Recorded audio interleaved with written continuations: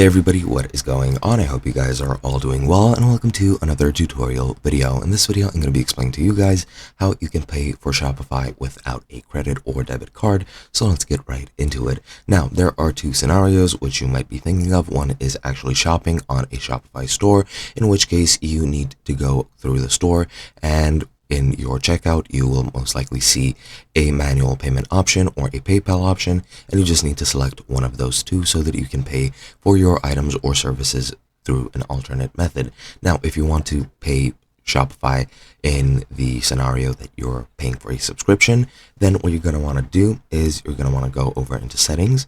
And once you're here, you'll get to this screen. Now, if you don't have a plan, you can go to plan and then choose a plan. And once you select one, you'll be prompted to enter a billing method. However, if you already have one, you can go into billing and add another one by just clicking add payment method. From here, you can select credit card. However, if you don't want that, you can select PayPal.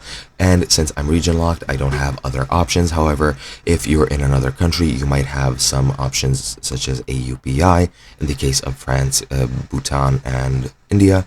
And if you have any other custom payment methods within your country, you might be able to use them here. And once you select your payment type, you'll have to enter the credentials or log into your account and verify it's you and authorize the connection. And once you do, and you connect your payment method with any of those services, you will be able to pay for Shopify and you'll be automatically billed on your next payment cycle. And that is basically it.